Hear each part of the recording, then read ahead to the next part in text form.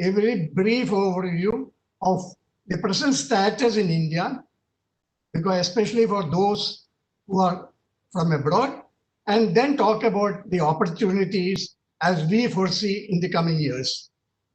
And then next slide. Can you move to the next slide? Sir, give me a minute, sir. Okay. Arunji, can you please share me that? I'm not able to share it.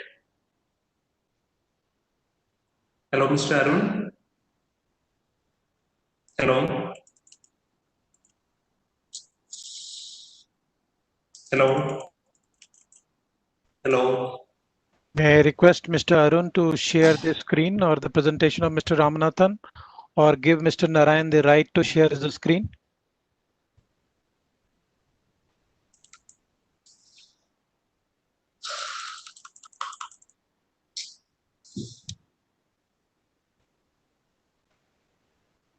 Mr. Arun? They are already left. Just let me find out what are. Rishabh यार वो presentation share नहीं कर पा रहा.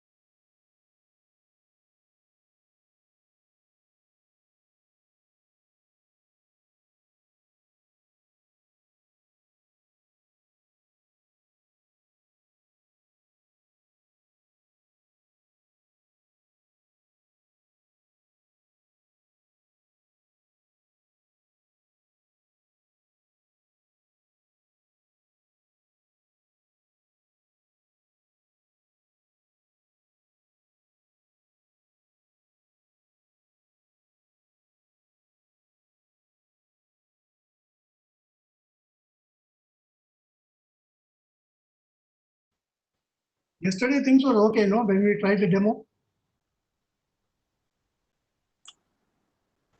Yeah, you're right, but I think I am not sure why Narayan is not able to share. Sir, could you please open from your end, sir? Section, sir. I'll just find out. What happened to Iron? Yeah, just.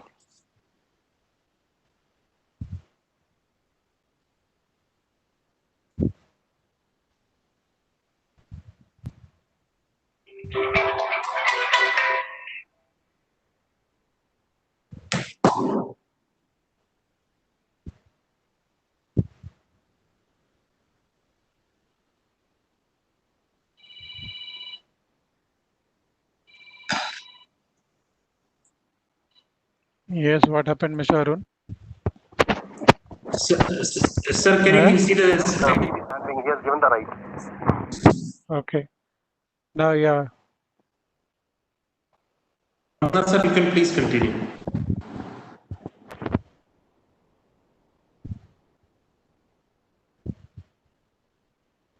Sir, you're on mute. Amna sir, you're on. I'll get back. Yeah. Sorry for this. Am I audible? Yeah, go back, Narayan. Yeah. So I thought I should say that DSM has a very high relevance in the present context of power sector development in India. Reasons are obvious. The demand is increasing at a fast pace, naturally. We have got our commitments to UNFCCC to limit the emissions. We have got a huge program for renewable energy additions, especially the variable and renewable energy like solar and wind, which has increased the flexibility needs of the power system. Now, in all these conditions, DS can provide a very viable and optimal solution. Again, it can help in minimizing the most optimal use of the assets and minimize your capex and opex, which is highly important in the Indian context, considering the financial position of the utilities, and also in the present context following the economic slowdown of COVID-19. So is a win-win situation for all of us. And as you will see in the bottom side, this has been rightly highlighted in the presentation by the Minister of State for Power at the G20 Ministerial Conference in last June, where many years back, our late Abdul Kalam also has pointed out. So what I wanted to say here is, it's of a high priority activity in India. Next, Madam. Yeah. So what have we been doing? We have been taking a lot of policy and regulatory initiatives. Mr. Saxena already mentioned about the enactment of Energy Conservation Act, the creation of Bureau of Energy Efficiency, the inception of EESL. There's so many activities which are initiatives we have taken to push or accelerate the DSM activities. In India, the distribution companies are regulatory entities, and the tariff, which is a highly sensitive topic in India, is also, the retail tariff is regulated. So regulators have a major role to play in pushing this forward. So luckily, all DSM regulations have been brought out by almost all the utilities, all the state regulatory commission in India. And there's a clear mandate in each of the regulations that every distribution licensee shall make DSM an integral part of the day-to-day operations and undertake planning, etc. of DSM programs. They have also given a regulatory process which goes how we should go about. So we have created adequate policy and regulatory initiatives to go forward. Next one, Narayan. Next slide, Narayan, next slide. Yeah. So we have also rolled out before this, the one prior to this, Narayan, the one prior to this, Narayan, yeah. Sorry, next one. I think you're skipping one. Yeah. So this shows a large number of programs we have been rolled out at the central and state level, because the states have also got, as a concurrent subject LCT in India, and the states have also to play a major role.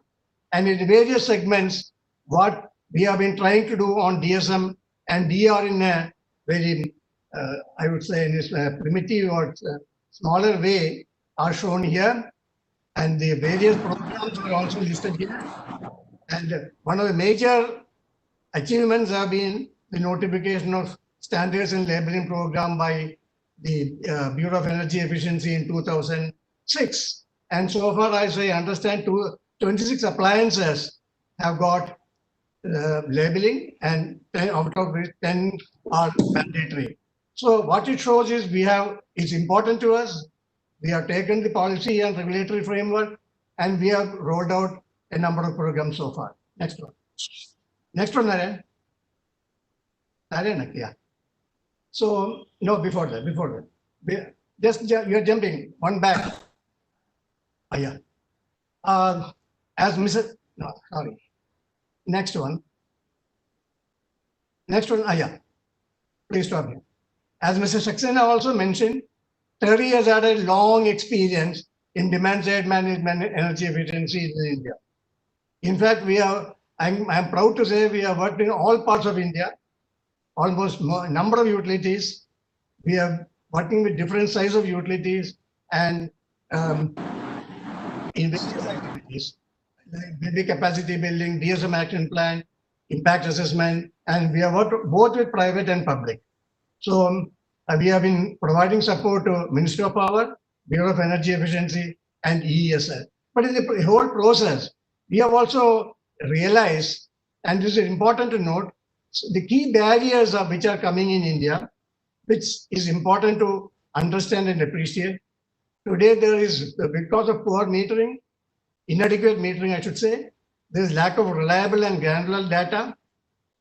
Then the reliability in many systems, distribution level is not so desirable, which makes it difficult some places to go for DR applications. Then the utilities priorities are today different in many cases because of financial stress. Then there's a lack of dedicated ESCOs. No doubt ESL is playing a major role in it. Then consumer outreach. No doubt some states have done excellently well, but there is much more to be done. And there is also, if you look from the regulatory angle, I feel there is some inadequacies in regulatory enforcement. So this is where we are today. Next one, Naren. Now, if you look, next one, Naren, next one. Yeah, if you look ahead, as Mr. Saxena also put, there's a large potential in different sectors. This, what I have shown here is a study done by Bureau of Energy Efficiency in 2019, and it shows quite a very, I mean, it shows about 1,010 terawatt hours, maximum potential in industrial and MSME sectors, then reduction in energy emission intensity, and the investment potential, which should be of interest to many of the prospective investors. And the absolute numbers, whatever I have given here, may not hold good because it was a 19 or 18 study, and due to the COVID economic slowdown, there have been a reduction in demand, but I think things are picking up. So what it shows is there is a huge potential, and there is a lot of money anybody can invest, and there is a lot to achieve for us. Next one. Yeah. Then now I want, you can hold the slide for 5 seconds, Madan, any of the slides. I would like to briefly touch upon what are the potentials we have identified in the different sector consumer segments. Starting with domestic and commercial. This is a key area because domestic demand is increasing because of population increase, what living standards are increasing, there is urbanization, and the demand is coming mostly in the evening hours. So it has got an effect on the peak. It has got an effect on the ramping requirement. So it is a very crucial area in many states, and it's also in many states is highly subsidized. So this is one of the key areas where we feel there is a need for accelerated attention. And some of the potential intervention areas we have identified include, of course, no doubt, star-rated appliance, integration of solar rooftop system. We are already doing in a minor, small way. Demand response, yes, we have trying it, but it very much depends upon the behavioral aspects. So we are carrying out some studies in a limited way on the behavioral aspects in one of the, say in BRPL in Delhi, home energy reports, efforts are being made. The key point here is, unless you try it out, the behavior and sustainable realization, we have to be a little careful. So I would very much say it's important to try through pilots and move forward. TOD pricing, we are trying. Smart metering is important, and we are going ahead with that. As earlier speakers said about home energy management system and building energy management system, we have been talking and we are trying to do in a smaller way. Now the next one is we have got an ambitious program of electric vehicles, which offers a big large potential. This also being tried out. So these are some of the key potential areas of intervention. And what we have to do is the main thing is the load research, which is some work has been done, no doubt, thanks to ESL. But I feel much more has to be done because demand patterns are changing, and we have to look for not today's demand, how it will be after a few years. Then we have to, the tariff structure is also important because if it is subsidized and if there is no incentive, this we have seen in some states, there is no incentive for them to, even if you have got TOD. So these are some of the areas, and customer outreach is also important, and study of behavioral aspects. These are, the shortage of time, I don't want to get into each of these things, but these are some of the obvious requirements for successful implementation, and also no doubt appropriate business models. We have been recommending in various studies we have taken up on the DSM action plans on how we may go about it, and including the cost benefit analysis. Next one.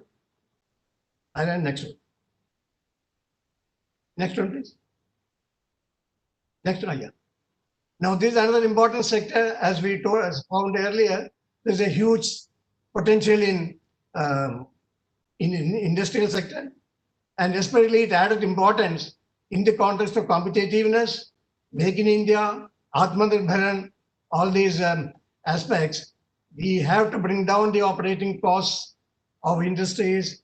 We have also to create competitiveness. MSME, on which TERI has been working quite a lot, is another very, very important area. But there are 44 million units, and their energy costs are quite high today. And unless you have aggressive energy management measures, survival of many may be difficult, especially in the post-COVID scenario. Now, what are the interventions we have been talking about? I have listed the TOD pricing, demand response. I don't want to read out again, first level approach, and we have been trying it out. But some of the interesting observations what we have is, especially in the case of industrial sector, we have to do a industry specific or sub-industry specific studies so that the process is different in various industries. What we have found, for example, in the Gujarat and some other states, some of the foundry or diamond cutting industry is very difficult to stop the process. In some other industries, it is possible to make some shift. In another cluster, what we found was shifting, the timing was different because most of the labor workforce were women. So these are the final points which we have to appreciate when we venture into any industrial segment. But this is extremely important that we focus on. Next, Naren. Next one, Naren. Yeah, this is an extremely important segment for India, for the utilities, for the government. Why? Because it's highly subsidized. Today, whatever is happening in the agriculture sector is the losses are dumped on the agriculture sector because of poor metering, and the poor efficiency in the energy also lead to overexploitation of water, and that creates an energy water food nexus. So this has been receiving special attention these days, and this is a critical area in our interaction with number of utilities. They are also very keen what you can do because they are losing money on this, and the government is also focusing on it. So what we suggested is the intervention areas will be metering, segregation of feeders. Some efforts are going on, energy efficient pumps.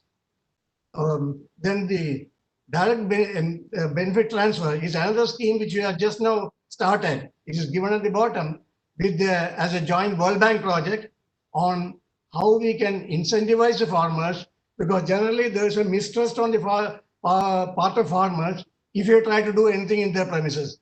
There's some mischief is being done. This many of the people have told us.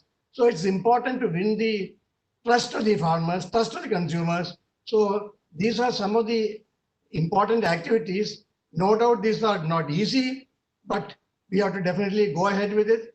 And fortunately, there is government support, there is international support, and unless we make some progress in it, the financial viability with the utility will be very, very difficult to improve. Now, next to the last one, I think. Narayan, next. Narayan, please, next one. Yeah. Now, to keep within my time limit, I have tried to rush through, sorry. But now, what is the way forward? We have appreciated the importance. We have seen what is happening. We have seen what are the challenges before us. We have seen what are the opportunities. Now, how should we go about it? This is what I try to put down in this final slide. Definitely, deployment of advanced metering infrastructure becomes important. Smart energy management system, we are already trying in pilots. The DSM and state designated agencies in the utility, our experience is this requires considerable strengthening. Then local unless you have more ESCOs, it may be difficult because priority, as I said, our utilities is different they say their business is different. And the periodic load research is another important area. I mentioned about this earlier.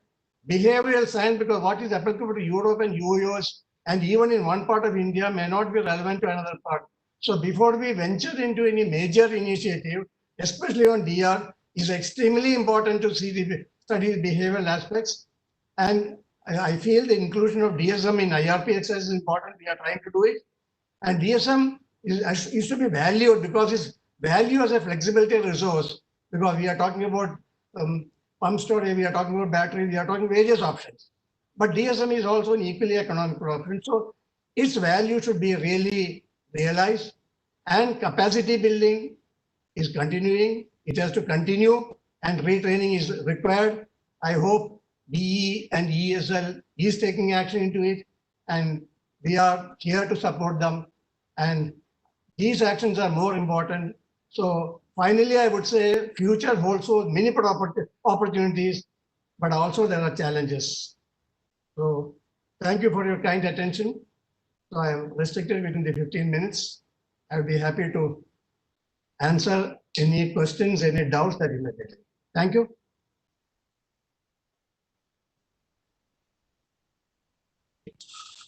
Thank you, Mr. Ramanathan. This is Mahesh again. Sorry for the technical glitch that we had, because of which Ms.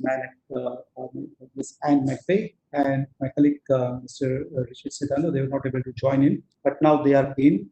The Murphy's Law played here. Glad to introduce Ms. Anne McVeigh. She provides strategic leadership and vision, and she also manages all aspects of RAP's US program. She has been in the field for 25 years. She was a regulator in one of the Public Utilities Commission in the US, in the state of Illinois, for about 5 years. And after that, she has been working in several aspects and facets of generation, transmission, and distribution in the power sector. And she has been specifically working on environmental regulatory processes.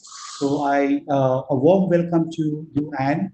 I'm going to present for you. So please do confirm once you start seeing your presentation here.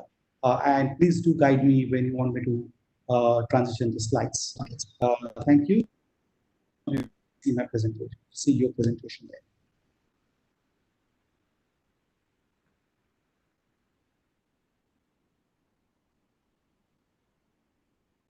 And can't you please mute yourself?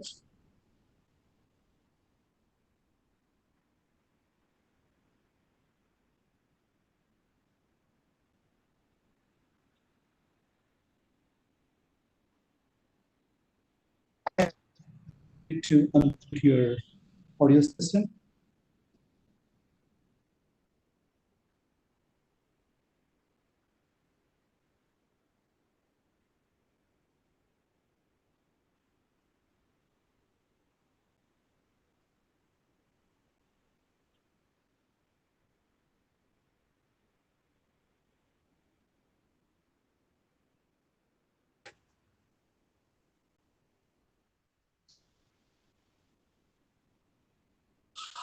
And can you please speak up? They're not able to hear you.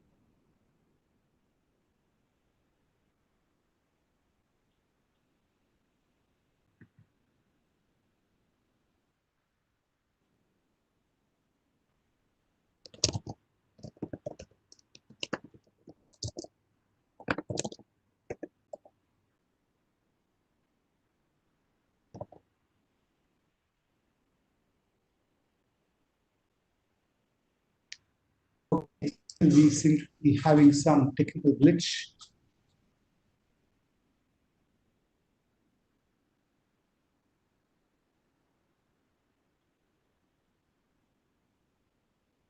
So in order to in order to make sure that we have enough time left, I'm going to request my colleague, President and CEO of Regulatory Assistance Project, to share some thoughts related to the demand side management, valuation, and the programs that we see in the US. Rich, can I please request you to walk us through and filling for Anne here? Sure. Thank you. Well, you can advance the slide, Mahesh. Evaluating of demand-side resources in the United States is something that's spreading across the U.S. now as there is more and more interest in reducing costs because there's opportunities. Mahesh, I'm not seeing Anne's slides. Or have they? Mr. Veer, you can you please make me the presenter?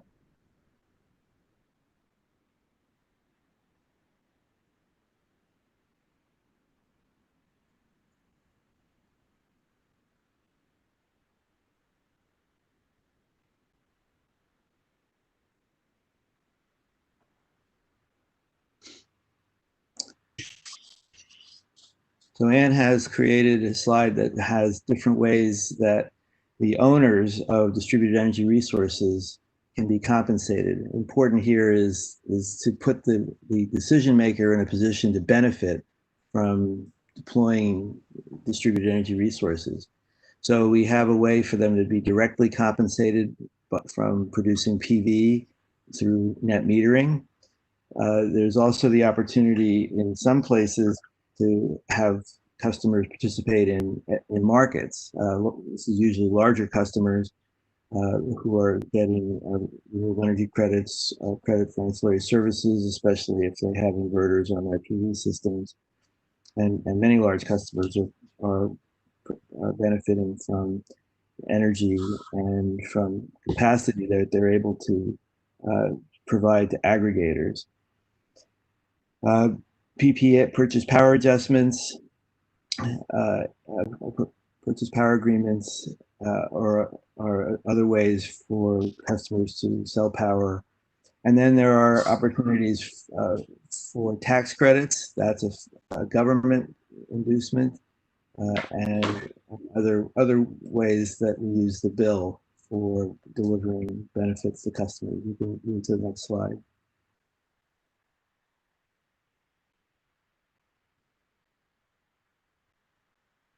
Performance regulation is a way to motivate utilities to do this faster.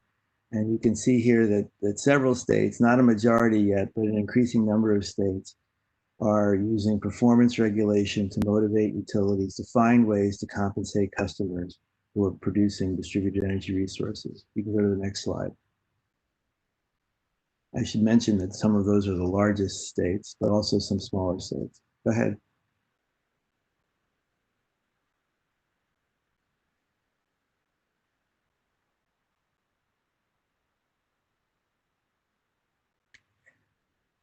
Many people think that storage should be a market-driven solution, but a few states have said, well, that may be so, but at the beginning, storage is a small and infant market, and so we need to insert into the way that utilities do their business targets to produce a certain number of megawatts at certain hours.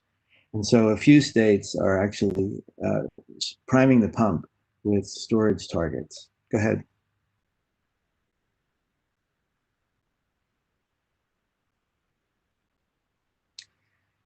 In the administrative law part of things, there are a few states that have dug into the issue of how to value distributed energy resources in an analytical way. The California locational net benefits analysis is an intriguing way that not only seeks to identify all of the important benefits and credit them to customers, but to recognize that those differ from place to place, that some places distributed resources are more valuable than others. And so this locational net benefit analysis, which dovetails with the distribution system planning process that California has, that identifies needs, differential needs based on feeders, provides the opportunity to credit customers with remarkable accuracy, not precision, but remarkable accuracy to what they're able to contribute to the grid. A more general approach in Minnesota, the value of solar docket identified with important values beyond just grid value that should accrue back to providers of solar power. And interestingly, the payment back to customers was roughly similar, a little bit greater actually than the net metering. So in other words, they're just reducing load, reducing the sales to customers through net metering, and the value of solar in Minnesota were very close. And actually, the value of solar is higher. A lot of people assume that if you take away net metering, the compensation to customers goes down. And sometimes that's true, but it wasn't in this case. The first value of solar initiative was in the city of Austin, Texas. This is a municipal utility owned by the city of Austin. And they determined that solar was important and that this was the best way to proceed with solar. A lot of people feel that it's good to have net metering or something like it until the market gets solid, and then you can convert to something more like a more analytical based approach. Next slide.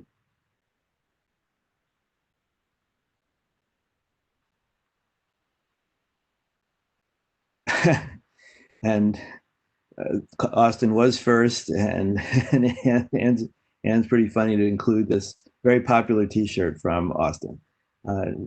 Next slide.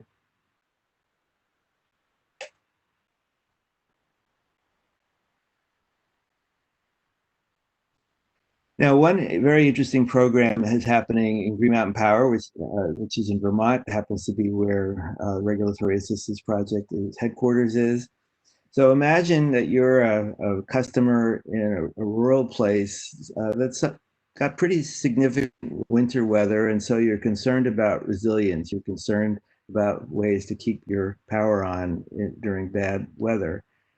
And you want it, and power walls or other kinds of batteries were increasingly available. Green Mountain Power realized that their customers were interested in resilience, but they could also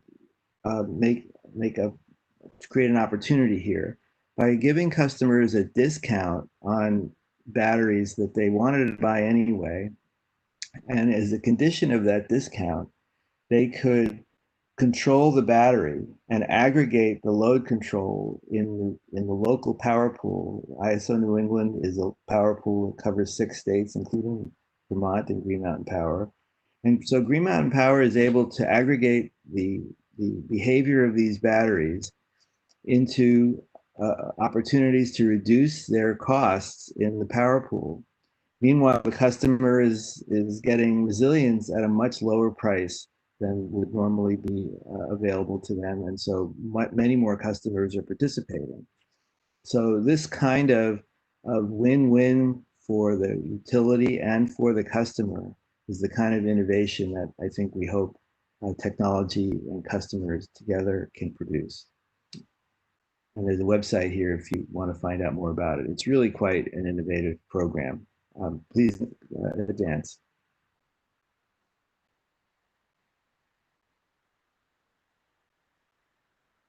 In Michigan, they're having they've had demand response incentives.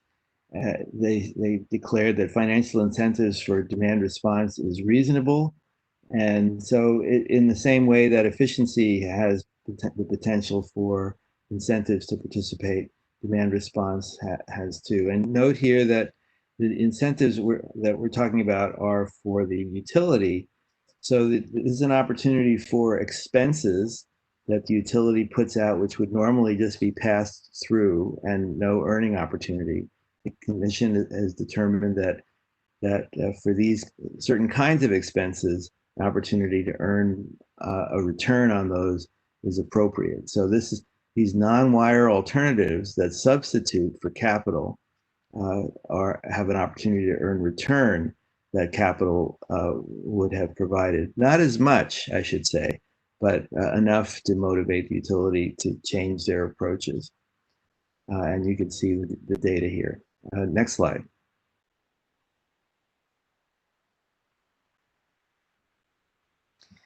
Michigan also has time of use rates, and so this motivates customers who are able to move load off of on-peak hours, and it changes from season to season.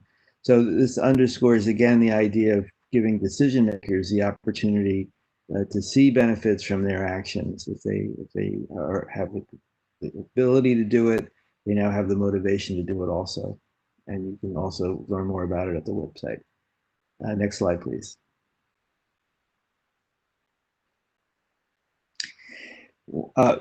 Perhaps the biggest non-wire alternative project in the United States is in New York City, in adjacent boroughs, Brooklyn and Queens, where there was tremendous poverty over many decades. I grew up in this place, and so I know all about it.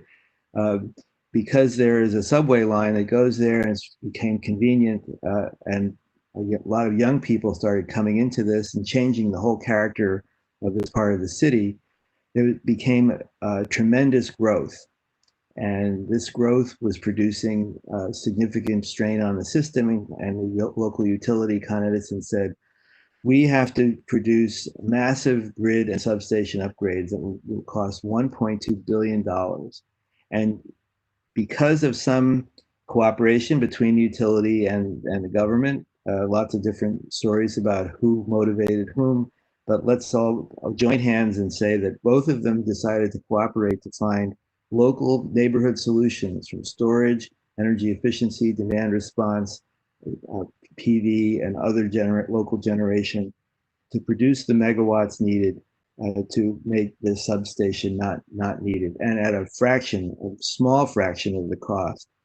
Now, one of the inducements to this was to, since all of these costs were now expenses, the utility was able to earn some money on those expenses. So again, there was some flexibility from the government to open up this new opportunity, which saved customers a lot of money. New York City has among the highest electric rates in the United States, so this was really sorely appreciated. Next slide. There are other microgrid, other non-wires alternatives. In this case, an upstate New York utility was able to use a microgrid to avoid capital investments. Next slide. Here's the details about that. In Oakland, California, adjacent to San Francisco, again, they were trying to deal with a large transmission line that was going to come right into the city, and they managed to find a significant behind-the-meter storage and other distributed resources to avoid that in a cooperation with local people and the large. Next slide. So there are lots of opportunities to recognize that distributed energy resources have value. In most places, in most government systems, those values are overlooked, ignored. It's one of those, if you have a hammer, everything looks like a nail. Well, you have to get a different approach if you want to cash in on the value of all of these distributed energy resources. They can do a lot of things. They can shift the peak or reduce peak. They can address reliability and resiliency. And because the cost of distributed energy resources are going down, meanwhile, grid alternatives seem to be going up, I expect the opportunities for non-wires alternatives to grow if government opens the door to consider them. That's it.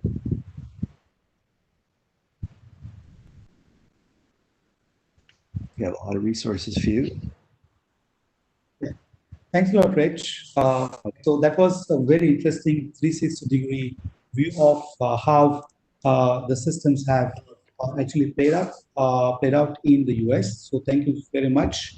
I'm going to turn it to Mr. Saxena to introduce the panel, and then we'll get into getting some comments from the panelists, and then we'll take the question and answers part of the webinar. Mr. Saxena, over to you.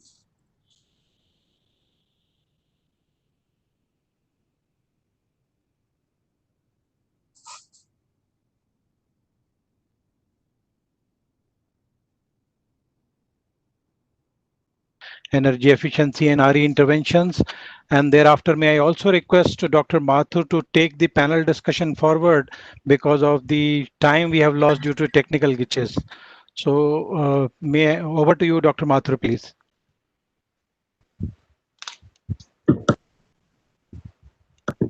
Can you hear me? Thanks. Yes, yes, sir. Okay. Well,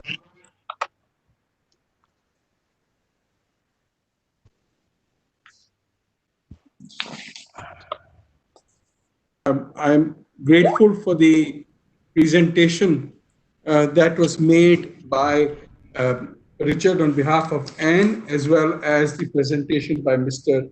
Ramanathan. I am going to make two short points and then jump straight into the panel discussion.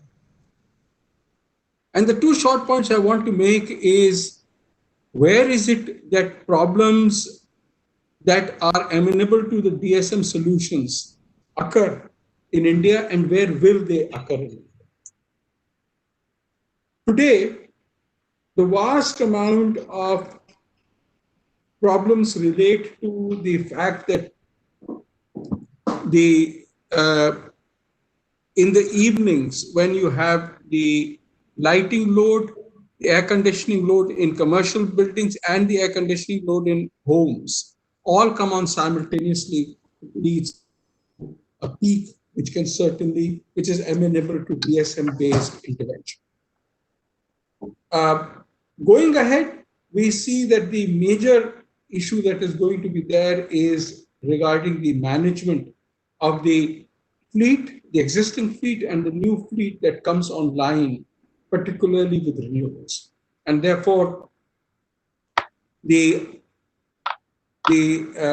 kinds of peaks that and the sharp drops that will occur as solar comes on and goes off become important.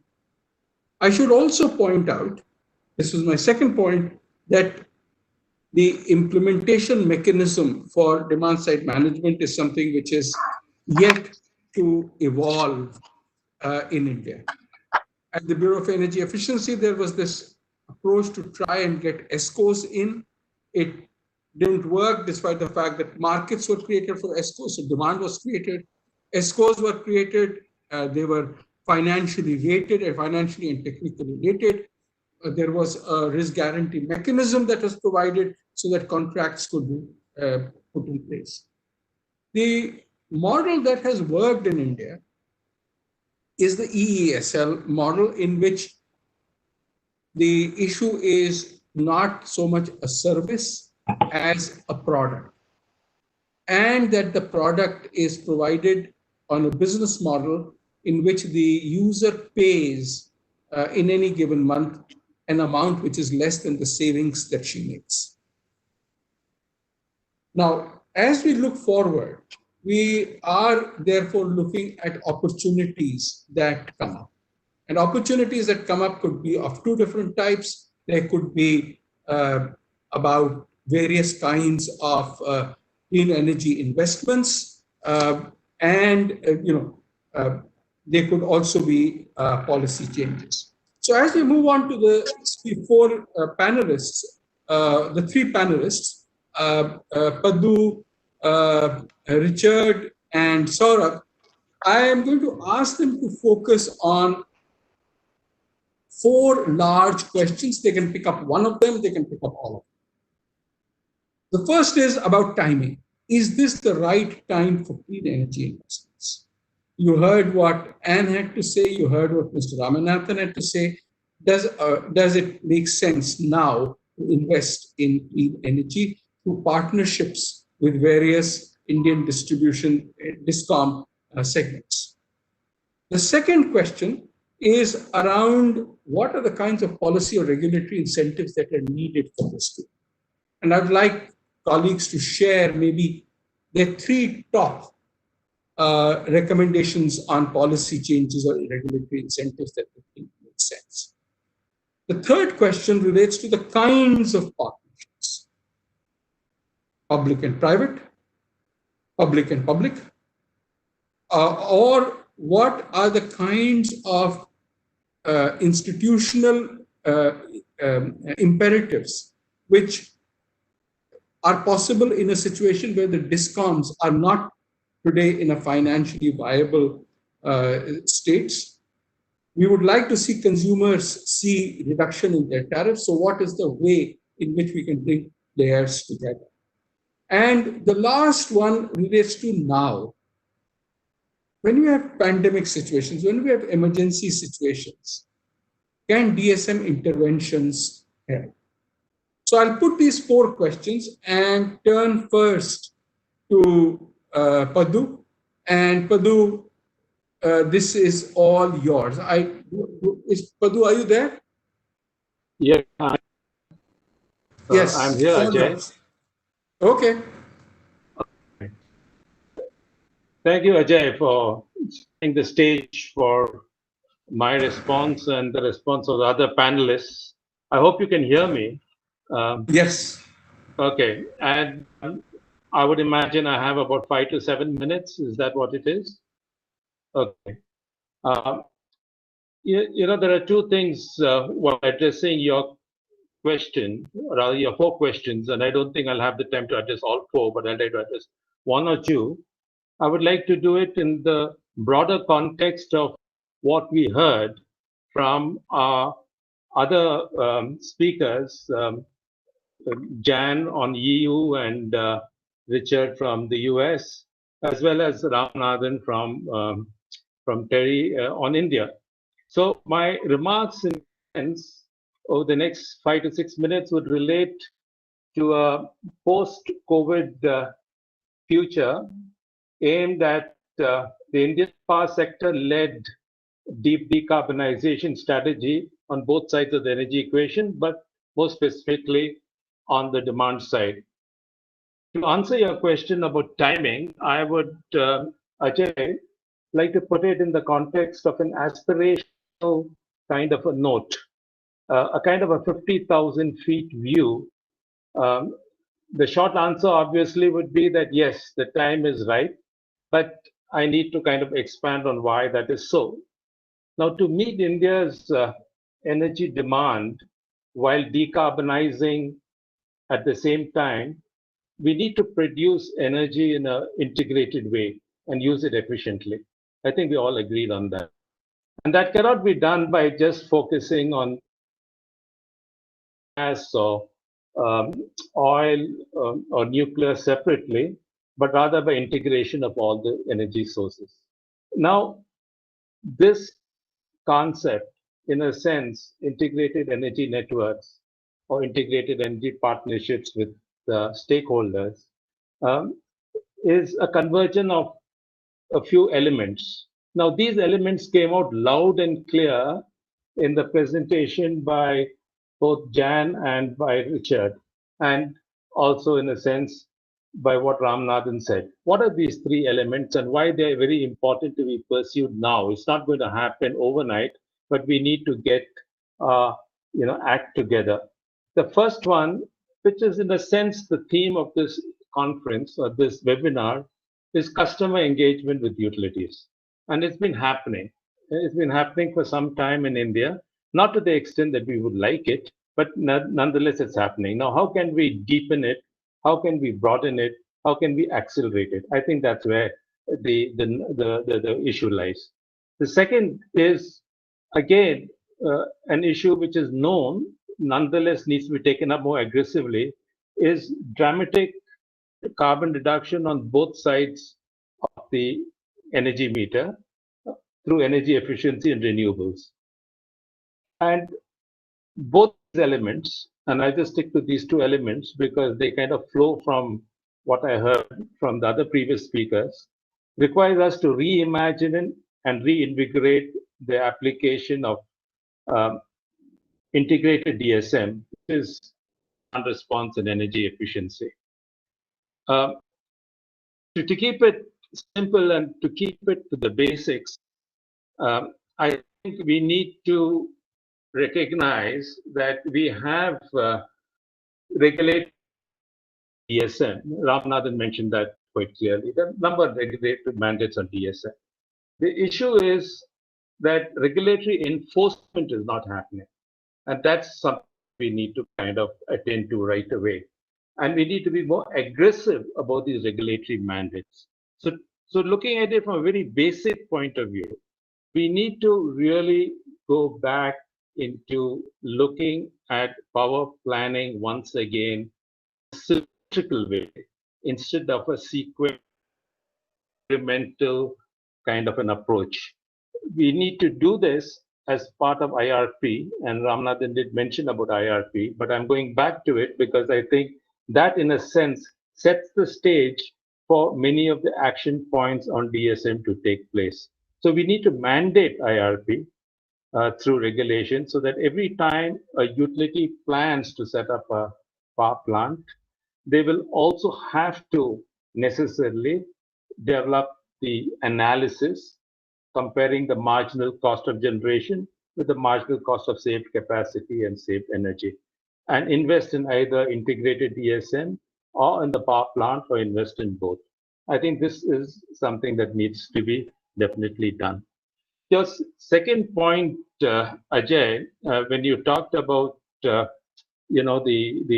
are the three top recommendations or policy changes or regulatory imperatives to enhance efficiency and so on.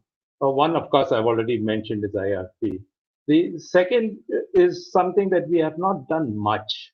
And we must recognize that when we talk about DSM, it's all data, accurate data, data analysis, and execution.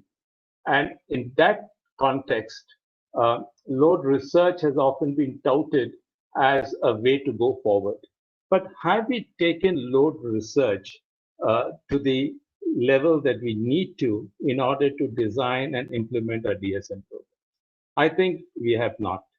There have been a few utilities who have used load research advantageously, but there have been many, many more who have probably not done sufficient work. So I think that's something that we need to do right away. In the past, when I was part of a Odisha power sector reform program in the World Bank way back in 1993, 94, when we looked at DSM in that particular utility, probably one of the first earliest studies on DSM, and I was responsible for developing the DSM program, we didn't have any data to go by. It was all back of the envelope calculation. And through that, we were able to come to certain rudimentary, broad options and opportunities for DSM, which, when it got executed through policy mandates, make an impact. But today, with the kind of data which is available, I think it will be a pretty sorry picture if we were not to take that data and move forward in designing and executing a DSM program. I think that's extremely important. My last point, and what can be done again today, I'm sticking to your section, Ajay, that you wanted something to be implemented today. Utilities can play a major role as a game changer. We have not recognized that the largest procurer and aggregator of energy efficiency technologies, in partnership with vendors and with ESCOs and third-party financiers, are utilities. Utility plays a key role, and with on-bill financing, we could have a major transactional opportunity here. Now, notwithstanding the pioneering work done by ESL, in getting these partnerships going and getting DSM out there in terms of municipal lighting and so on, many of our utilities have not engendered such partnerships. And this is another thing that we can certainly look at. I will stop here. I think I've already exceeded my 7 minutes, so I'll stop here and be happy to answer any questions. Thank you very much, Paddu. In fact, this is the perfect segue for EASL to come in. And Saurabh, can I request you to tell us the learnings of your experience? Thank you, Dr. Mathur, and thank you for inviting me. I'll be very short. I will try and answer all 4 questions that you have posed in one single, maybe 3 or 4 minutes. The first one, is DSM the right instrument today? Very clear answer, absolutely no. And I'll explain why I'm saying this. Because there are larger issues which are in the sector. Distribution companies losing virtually 1 lakh crore every single year because of a very efficiency. Number 2, they have uncovered subsidy burden of nearly 50,000 crores every single year. That's really, if you ask me, it's about $20 billion every single year. Now, if in we go to a utility and ask for a demand side management, certainly not. So what can be done? I have 2 short points on this, sir. Number 1, smart meters and smart meters, nothing else. Said there is time for pilots. So we have done 1.4 million smart meters in the country, in state. We a rental from the utility of about 80 rupees per month per meter. Is acknowledged by DISCOM, their average increase in revenue is 300 rupees. It's just go as quickly as possible. That's number 1, sir. Number 2, how do you tackle agriculture subsidy? Solar project in Maharashtra. If you are not put their mic on mute, this background. Yeah, can I request all colleagues to put their mics on mute if they are not talking? And last point on this, we have a decentralized solar program in Maharashtra where we are putting together between 0.5 megawatt and 10 megawatt of solar plants near the substation and feeding directly to the 11 kV grid. If you look at the tariff order of Maharashtra, and so is the case with at least 10 high agriculture consumption states, their cost of supply, average cost of supply to rural areas is about 6.5 to 7.5 rupees. We are giving them power at 3 rupees per unit. Now, this is something which needs to be promoted as against the mega thermal power stations. Why I'm saying this again? Even if you get a 244 rupee power at your bus bar of a utility, by the time it reaches rural India, it becomes an average cost of supply of 6 to 7 rupees. So that's one. Number 2, we have developed, as Dr. Mathur, you were a pioneer in this, the convergence model. And I'll just take a minute to explain what that convergence model is. Today, after the lockdown, after what we have seen, there's enormous amount of migration to the villages. The village infrastructure needs to grow, and this is an opportunity to make that infrastructure sustainable. And here is what we have suggested to many distribution companies. I have a 3 rupee power. I will add slightly extra capacity in the land that I already have, and I'll put a battery storage. Now, for the state of Maharashtra, what we have proposed is 245 megawatt hour of battery storage. With this, I will light up the entire village area with smart LED streetlights. All they have to do from 3 rupees, their tariff goes to 3 rupee 87 paisa. Finally, sir, what regulatory changes are needed? None whatsoever. Number 2, what policy changes needed? We have a program called Kusum. The component A of Kusum is very similar to what we are doing. Does not have this added value components. Just for making this deal sweeter, if the performance-based incentives are extended to such programs, and the performance-based incentives are very simple. They are providing 40 paisa per unit to the utility for first 3 years if they sign the power purchase agreement on these small decentralized plants and make payments in time. That's all we are asking them to extend to us. Otherwise, this is something that can usher in almost 450 gigawatts of decentralized solar for agriculture, avoiding the whole subsidy burden completely. Will provide at demand level, battery storage, which can help many things. One that you said of ramp down and ramp up of solar power. So this is a model I don't see at this point in time pushing towards DSM, which I'm sure will only, go to the deaf ears of the regulators and the distribution company. Thank you very much, sir. And I will take your, I have to leave for another meeting, sir. I will need to be excused. Thank you very much once again to everyone. Thank you. Thank you very much, Saurabh. Dose of reality. We live in a country where the DISCOMs are bleeding.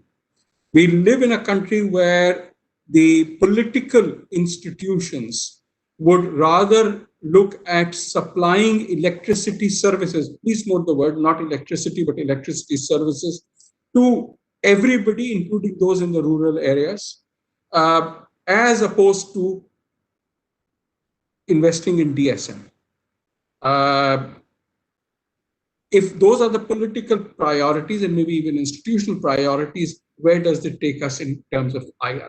But I think a larger question which Saurabh has raised is one of how do you work in an environment which has a lot of historical antecedents coming into it. It's not as if you're entering into a green field. It's not as if you're entering into a field where all the utilities are in a good financial health. Consequently, steps do matter. Also, Saurabh, I believe that what matters is when you are working with financially viable DISCOMs, the few financially viable DISCOMs, whether it is Delhi or Calcutta or Mumbai, then you have got certain options. And we have seen those DSM options work in those utilities where financial viability is there. Saurabh, I know you have to go, but thank you very much for staying along. We have kept you here much longer than you expected to be. But let me now turn to Richard Rosso, and request him for his thoughts on how we move ahead. Richard. Thanks, Ajay. Well, I'll be real brief. I know we want to get some questions in, but I'll just echo what you and Saurabh both had said. I mean, if you're coming from the United States or coming from outer space and taking a look at the scope for opportunity for investing in clean energy in India, and you see the problems, the AT&T losses, the inability for state governments to pay the utilities to pay generators, clearly it's not a time to make major renewable energy investments, except for the fact that the imperative on doing this goes beyond numbers. You've got to do it even if the numbers are horrific and you can't make a business case for it or sense out of it. Of course, with India too, and this is something that a lot of outsiders still have to kind of understand and penetrate, it's not a national level issue. And in fact, the central government has got very little scope to really make different states do things. So you got to have a state by state approach when you look at which states to engage and how to engage, because you're going to have 28 different stories about how to make the grids more viable and ways that international partners can choose to engage. I do have some thoughts, in terms of advice and policy changes from my 22 years of working in the power sector in India. And frankly, some of this is actually captured in these kind of slow rolling new round of Electricity Act amendments that the government's considering right now. Number one is cross subsidization, which we all know very well. And in that, can the central government play a bigger role in helping state governments set prices? It's an unimaginably big reform, in some ways kind of bigger than even like GST. There's not nearly as much political momentum, and fiddling with electricity power prices is one of the primary political tools that parties use at the state level to try to win elections. So how does the central government do that? And clearly that's a bigger political nut than somebody like me in Washington can help to unravel. But you've seen state governments, even those well-intentioned, Odisha in the 90s, Andhra in the late 90s, Tamil Nadu in the early 2000s, Delhi more recently, that have taken good decisions on pricing. And as soon as you have a change in government, you see a reversion back to old ways. Now, you asked the critical question in terms of public-private. My own response to that, from a long time in the private sector, is I don't think blending the two is necessarily a good idea. I think bright lines in terms of what is going to be held for the private sector and what's going to be there for the public sector, and let the two go their own way without a lot of confusion and a lot of distortions from one side to the other. And what I mean by that is, we did this round of interviews with state governments on behalf of the U.S. Department of State, not long after the Modi government announced this huge renewable energy initiative. And, alongside the renewable energy initiative, you saw Saubhagya being released. And a lot of state governments had problems trying to grapple with this idea. How do you look at distributed renewable energy when potentially this ultra low cost grid, even if the quality wasn't high, was going to be hitting the same home and villages because of another government mandate at around the same time? How do you make those kind of investments? How do you convince the private sector to look at doing that? You've got some pretty good examples more recently of hiving off sub-franchises in Rajasthan and other places. How do you expand that? Because there was some concerns that with Rajasthan, with the change in government recently, that they might go back on some of the contracts signed by the previous government, such as franchising. So to offer that kind of stability as well, that if the private sector is told, you can control this piece, and it's not going to be messed with later on, even if there's a change in state government transition. That's going to be very important for giving the private sector the confidence to make the kind of investments necessary to take some of the load off of state governments and utilities. So I think you see a lot of this reflected in what they're looking at with the Electricity Act amendments. Maybe not as deep as what you'd hope, but I'm sure that as this goes through its political machinations too, the Electricity Act will be watered down a little bit further. But I certainly hope not, because there's some good ideas in there. I look at all these attempts, whether it was the APDRP, the Electricity Act amendments, the late attempt in the Congress government to try to recapitalize some of the state utilities. Every time this happens, I get way too excited. I do realize it's a little bit like quitting smoking. You've got to keep trying until finally one of them sticks. And so I realize the mountain is high to climb on top of to try to make this work. But certainly anything we can do from the United States side, we're going to put our support behind it as India tries, because you got to keep trying to get in the grids right. As you said, as Saurabh said, that's the first step on any of this we're talking about. That's it. Thanks. Rick, that was lovely. And if I have your permission, I'm going to use that quote again and again and again. You keep on trying to quit smoking till you get it. And similarly, you try to keep on trying to fix the DISCOMs till you get it. Thanks very much. Friends, this has been a great discussion. One of the issues that has come up, and it's there in the chat box, and Mr. Saxena, you will take care of it, is, well, if there are lots of T&D losses, how will smart meters help? But we'll get back to that in the question and answer session. But meanwhile, I think Rick has folded the discussion quite well. We are looking at a situation in which we, Rick, the point that you made about changes in governance, it has really frightened me after the Andhra government refused to pay tariffs which had been determined through a public process. Now, what this means is that anybody who gets into a long-term pricing agreement with a DISCOM is now going to be shy. And DSM is all about long-term pricing. Well, so are ESL's interventions, though they're not as long-term, but they are long. They can certainly cross a election year line. What this suggests to me is that there has to be a fundamental rethinking in how we structure the larger goals that we want to reach with the DSM process.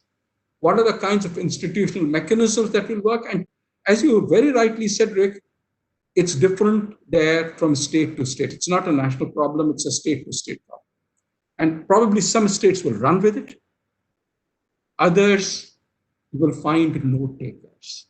In other words, like so many other things in the electricity sector, we will see a gradation of responses, we will see a gradation of distribution companies, and we will see a gradation of the kinds of things that people are comfortable with as far as the governance is concerned. So with that, let me turn this over back to Mr. Saxena, who will now open the session to questions from participants. Mr. Saxena, all yours. Thank you, sir. Thank you very much. I think before I request my colleague, Dr. Mahesh, to put the questions through, I think we were having a point that Anne has joined in the meantime. Would we like to have her thoughts, and also the Richard who substituted for Anne, would you like to put the impressions in his own words, listening to the discussion which has happened after the presentation? And thereafter, then in the meantime, I'll request Dr. Mahesh to put the questions. So, Dr. Mahesh, is Anne going to be speaking? Yeah, so Anne is already here. So someone will have to unmute her. I request the technical team to unmute her. In the meantime, let's hear from Mr. Richard Sedano. Richard, any thoughts based on the panel discussion, as well as Dr. Mathur's summary as well? Well, thank you. And it is a privilege to be here with all of you and with Ajay especially. I think that what we're faced with is blazing advances in technology and expectations from customers and anxiety that government is not and maybe cannot keep up. And I think that this is a global phenomenon. You may be very anxious about it, India, in the ways that Rick talked about, but I think that that's the big thing. Climate change is an animating aspect to this that suggests that even if things are hard, we should keep trying. And so I also endorse what Rick said and what Ajay endorsed about just continuing to try. One insight is that few places have done a good job of understanding how to demonstrate things, to decide to create small experiments where you can try different things with different customers, and important to design into that the opportunity to evaluate and to scale. I think some of the progress that we've seen in other parts of the world have come from a willingness to try things and a willingness to fail. Another important thing has to do with electrification. I hear that the DISCOMs are stressed. We need to find new ways for them to get revenue, and electrification of transportation is an important avenue for that. So I think investing strategically in ways that address the DISCOM's problems, especially electrification of transportation, is important. And the last thing I was going to say was that the opportunity for government to be induced to support shiny things is legendary. Government can go down the wrong path very easily. So it is important to have a robust public process to assess in a constructive way what government is being attracted to, and to avoid just moving into the next fad. So with that, I'll turn it back to you, Mahesh. Thank you. Okay, thanks a lot, Rich. Let's take a few questions. I'm aware that we have actually exceeded our stipulated time for this webinar. Let's take like 5 more minutes with everyone's permission.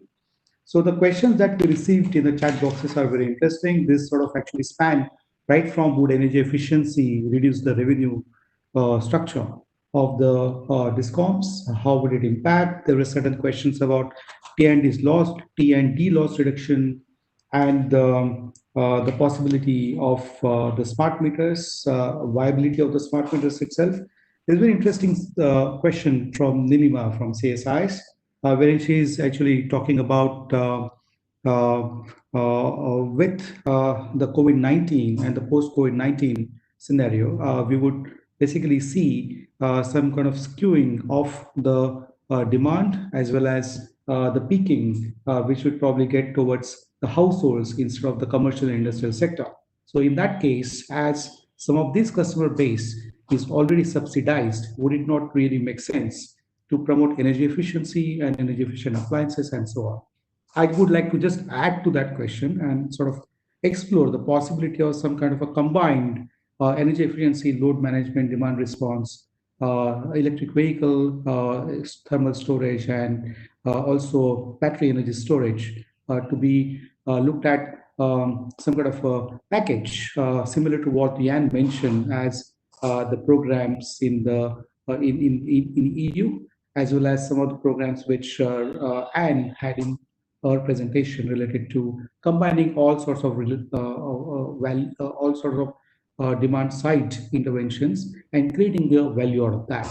So we really do not have a lot of time, but let me open up the combined question related to would energy efficiency in the subsidized consumer category would still make sense? Is there any role to combine energy efficiency, demand response, and battery energy storage all put together? I'm going to request Padu to make his comments on this, and then we'll move to the other panelists. Padu? I would the first part of your question, whether efficiency makes sense for subsidized customers. You see, the cost of supply does not end at the utility side of the meter.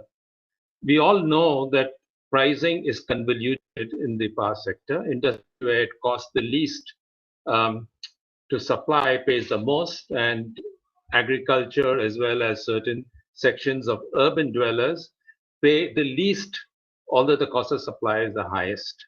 But in this paradoxical situation lies an opportunity.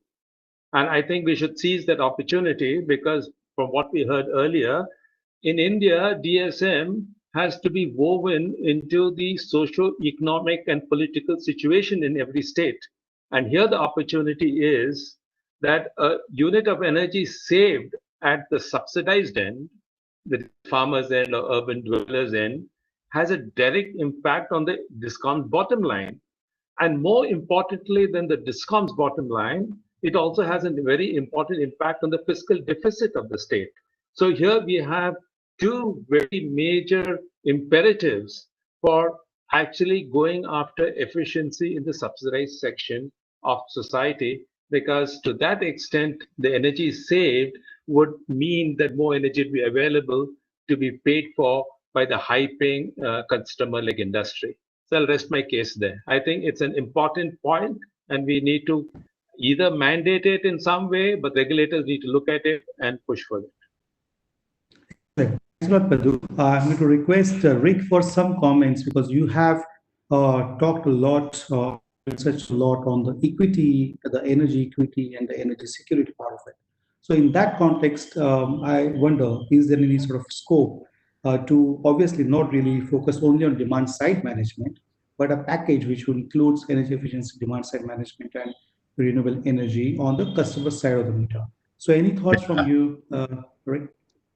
I think you hit the nail on the head. You know, what we've seen looking at all these pieces is that when they're done separately and in vacuums, sometimes they have inherent conflicts. You know, for instance, you know, getting back again to some of the central government's big projects on the Uday bailout program, the renewable targets, so Bhagya, you know, there's inherent conflicts in there when you're expanding the most heavily subsidized customer base while trying to recapitalize the utilities and also blow out this huge renewable target. So I do think taking as holistic a view as possible, you know, is super important. Unfortunately, there's very little scope to do so in Delhi or the states where, you know, Delhi on a good day, Niti Aayog tries to play that kind of a role, but, you know, it's very difficult sometimes to get the line ministries to work you know, together in concert towards big targets. And I think when you get to the state level, if it's below kind of the chief minister's viewpoint, then also that ability for different departments that would have a hand in this to collaborate, you know, is extremely weak. You need the utility to talk to urban planning, to think about an electric vehicle rollout, that kind of thing. So I do think your idea about comprehensive, super crucial, because otherwise you're going to have conflicts and you may not see those in day one, but in year 2, year 3, when some investments start to become unviable, that's when things really start to blow up. So I think your point on that is perfect. Okay, thanks a lot, Rick. I'm going to try one more time with Anne's audio system. Anne, would you like to unmute your audio system and share your reflections on how US has dealt with package of practice, almost so to say, and is there any insights that you can share with us how you as a regulator looked at dealing with these packages? And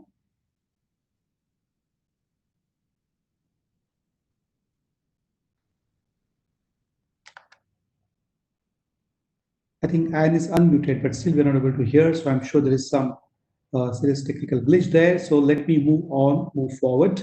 So I think what we will be doing as organizers, that is TERI and RAP, we are going to consolidate some of the questions and some of the reflections by the esteemed panelists that we had.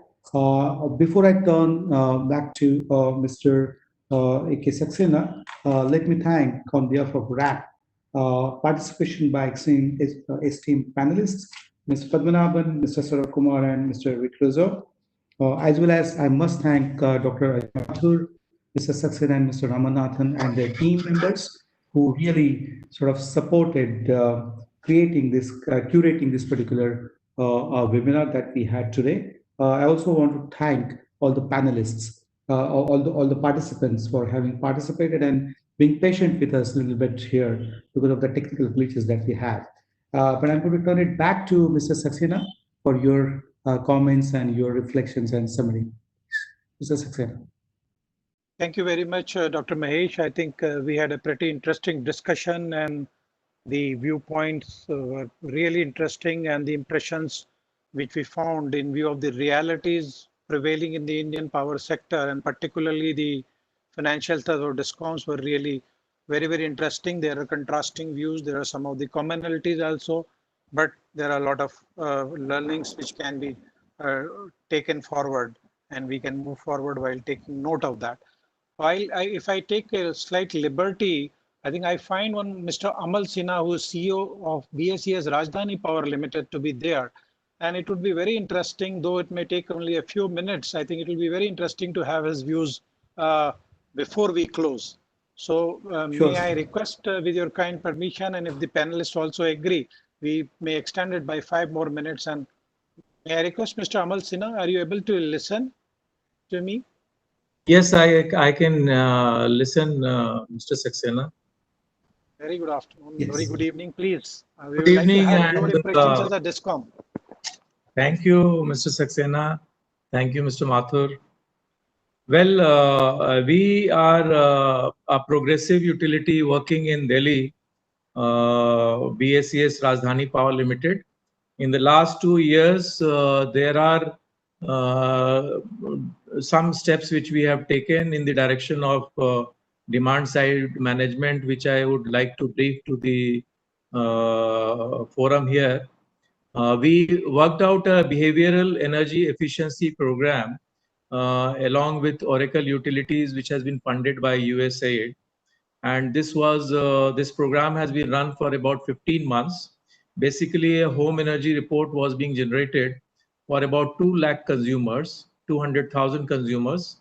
We have a consumer base of about 2.6 million consumers.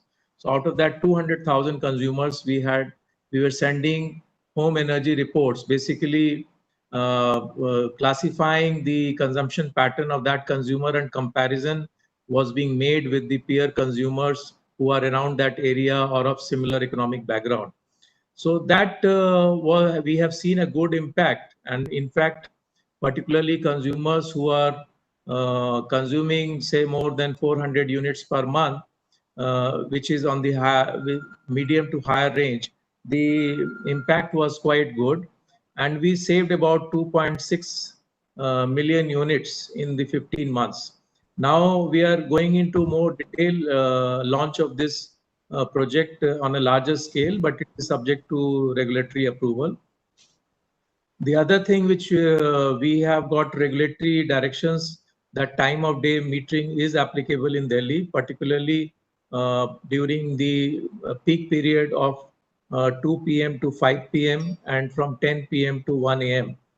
So these are the time slots where peak period has been defined, and the rates are also defined where peak rates are slightly higher than the normal rates. And we are also looking into how we can work out the impact study of this. Currently, TERI is conducting a load research study project with BSES Rajdhani, where it is also proposed to assess the impact of TOD tariff on consumptions. We are also undertaking a study with USAID support through NREL USA for design of TOD tariff for various consumer tariff categories. which are under the residential tariff category. This TOD is for the non-residential tariff as per the current regulation, but going forward, there would be residential category also taken into the loop above a certain consumption level. The third project which we are doing is on the energy efficiency appliances. So we have done major projects, particularly on the introduction of LED bulbs and tubes. We have also taken up 5-star rated ACs. We have sold about 4.3 million LED bulbs and tubes in the last 5 years. And we have also, particularly in the last 2 years, we have sold about 4,000 ACs and about 6,000 energy efficient fans. And we have found that we are able to generate a saving of about 49 million units for the consumers. So these programs have been very effective, particularly the street lighting has been done through LED lights, and there has been a lot of benefits accruing to the municipal corporation also. We are also working with the regulator on launching a auto demand response program. We are still under the process of planning and implementation. As a progressive utility, we have taken steps for taking up rooftop solar programs on a large scale. Currently, we have just finalized a 30 megawatt tender which has been finalized by the Delhi government also. So far in our area, we have got about 67 megawatt rooftop solar installations done in Delhi. Overall, Delhi has done about 160, out of which 67 megawatt has been done by us. We are also undertaking a pilot for rooftop solar plus battery storage units, which are portable. GIZ, which is a German agency, along with national NISC, is supporting the initiative for the product called PV port and storage. So this is a kind of a portable PV product which can be foldable and which can be carried from one place to another. So this is a project which we have just taken. On the awareness side, what we find that there is a general excitement, particularly in a city like Delhi, for rooftop and various other forms in which the consumption can be controlled and managed better. But awareness and programs are essential, for which we have been seeking support from MNRE and other agencies like USAID and GIZ, so that we get sufficient, because the distribution, as has been pointed out in the deliberation, are financially stressed out. So we need some kind of financial support to carry out these schemes, either through the regulatory process or through external support. One very large scale program which we are doing with the help of TERI is the Energy Wise and Energy Rise program, where we are covering 90,000 school students, which are from the 6th, 7th and 8th grade. We have already covered about 60,000 school students in 200 schools. The idea and the purpose of this program is to raise the energy awareness programs, energy efficiency, renewable energy, and issues related to environment and pollution. We found that these young minds are the right person to become change agents for the future and times to come, and this program has been very effective. As I said, we are doing load research program with TERI, and it has other categories of DSM projects also we are doing in their collaboration and support with TERI. As a distribution utility, we feel that DSM, if taken to a good scale, can definitely improve the cash flow of the DISCOMs and also help the consumers to optimize their consumption pattern. Particularly on a DISCOM perspective, the power purchase cost can be optimized because the peak shaving can be done with the integration of renewable energy, particularly the rooftop solar energy. There can be capex deferral also, because the network which is stressed can be managed. And this also leads to low O&M cost, and the asset life can be increased. this is what summary I want to say, that we have started in the last 2 years. It's a good journey which we have experienced, and there is a lot of potential into this. As we go forward as a progressive utility, we'll definitely commit ourselves to promotion of this. But there are field level challenges, but we have the energy and drive to take this forward. Thank you, Mr. Saxena.